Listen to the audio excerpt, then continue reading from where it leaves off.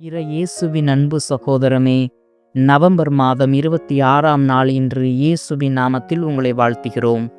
ஆண்டவராகிய இயேசு கிறிஸ்துவின் அருளும் கடவுளின் அன்பும் தூய ஆவியாரின் நட்புறவும் உங்களோடு எந்நாளும் இருந்து பாதுகாப்பதாக. இதோ இன்று நமது தாயாம் திரு அவையோடு இணைந்து நாம் அனைவரும் புனித கொன்றாட் என்பவரை நினைவு கூறுகின்றோம். யார் இந்த கொன்றாட்? அப்படி என்னதான் செய்துவிட்டார் தனது வாழ்க்கையில்? வாருங்கள் பார்ப்போம். புனித கொன்றாட் ஜெர்மனியை ஆண்டு வந்த ஹென்றி என்ற பிரபுவின் இரண்டாவது மகனாவார். தனது கல்வியை தற்போது சுவிட்சர்லாந்தில் உள்ள கான்ஸ்டான்ஸ் என்ற இடத்தில் இருக்கக்கூடிய பள்ளியில் படித்த இவர் அருள் பணியாளராகவும் பின்னர் கிபி 934ஆம் ஆண்டு கான்ஸ்டான்ஸ் நகரின் ஆயராகவும் உயர்த்தப்பட்டார். இவர் ஆயராக உயர்த்தப்பட்ட பிறகு தனக்கு சேர வேண்டிய குடும்ப சொத்து அனைத்தையும் திரு அவைக்கும் ஏழைகளுக்கும் பகிர்ந்து கொடுத்தார். இவ்வாறு இவர் ஏழைகள் மீது கொண்டிருந்த அன்பை வெளிப்படுத்தினார்.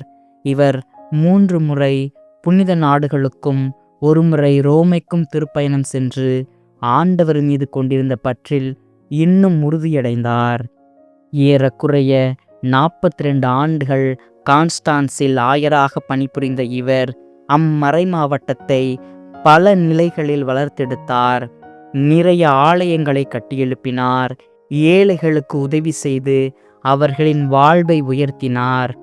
ஒருமுறை இவர் திருப்பலி நிறைவேற்றி கொண்டிருந்த போது பெரிய விஷப்பூச்சி ஒன்று இரசக்கிண்ணத்தில் விழுந்துவிடவே அதை முற்றிலும் அறியாதவராய் இரசக்கிண்ணத்தில் இருந்த இயேசுவின் திரு இரத்தத்தை பருகினார்.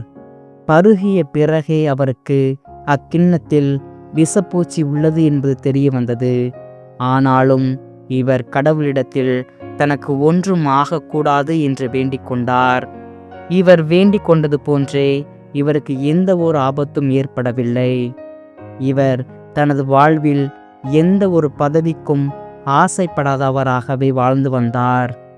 இப்படி தன் வாழ்வாலும் வார்த்தையாலும் ஆண்டவருக்கு சான்று பகர்ந்து வாழ்ந்த இவர் கிபி 975ஆம் ஆண்டு இறையடி சேர்ந்தார்.